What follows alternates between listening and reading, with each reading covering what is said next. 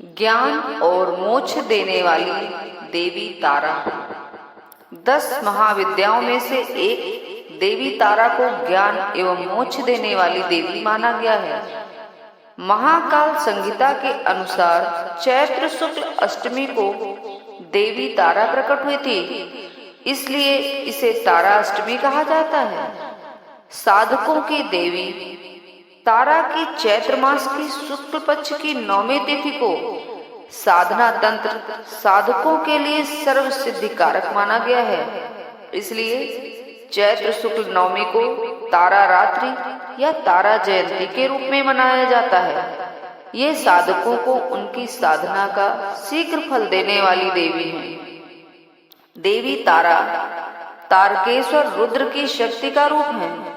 यह एकमात्र ऐसी देवी है जिनकी हिंदुओं के साथ साथ बौद्ध भी आराधना करते हैं। बौद्ध धर्म में मानता है कि बोधिसत्व के आंसुओं से कमल का फूल प्रकट हुआ था और इससे देवी तारा का जन्म हुआ।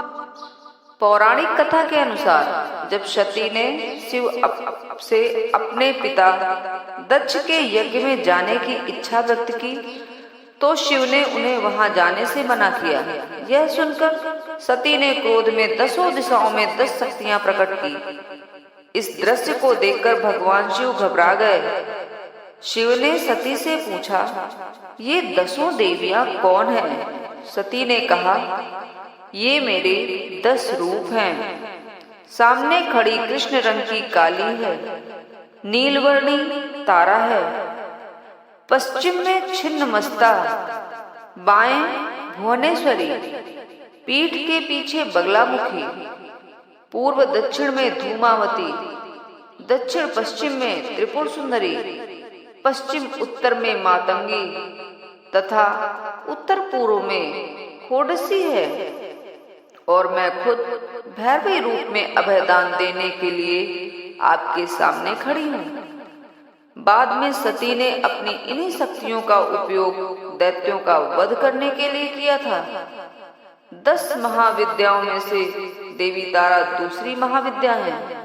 प्रायः लोग देवी तारा के स्वरूप को माँ काली मानकर आराधना करते हैं, जबकि काली और तारा 2 अलग देवियां हैं। दोनों का स्वरूप एक है, लेकिन काली श्यामवर्णी है और तारा देवी नीलवर्णी है। जीवों को तारने के कारण ही इन्हें देवी तारा कहा जाता है। देवी तारा के जन्म को लेकर पुराणों में अलग अलग कथाएं हैं। एक कथा यह है कि जब सृष्टि में घोर अंधकार था, तब इस अंधकार में से एक प्रकाश की किरण उत्पन्न हुई जो देवी तारा कहलाई। ब्रह्मांड में उपस्थित सभी पिंडों की स्वामिनी देवी तारा ही हैं। प्रकाश के रूप में उत्पन्न होने के कारण इन्हें महातारा भी कहा जाता है।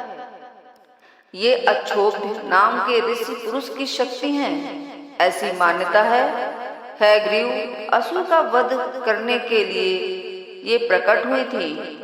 एक अन्य कथा के अनुसार समुद्र मंथन के समय भगवान शिव को हलाहल विष की जलन से मुक्ति दिलाने के लिए माँ तारा प्रकट हुई थी।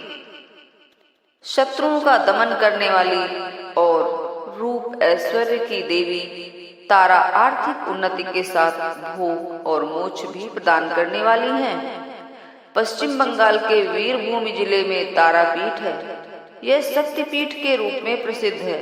यहाँ देवी सती के नेत्र गिरे थे, इसलिए इस स्थान को नयनतारा भी कहते हैं। महर्षि वशिष्ठ ने सबसे पहले यहाँ देवी तारा की उपासना करके सिद्धियां प्राप्त की थी। देवी तारा के 3 स्वरूप हैं, उग्र तारा, एक जटा और नील सरस्वती। देवी तारा को महानीला या नील तारा भी कहा जाता है। जय तारा देवी।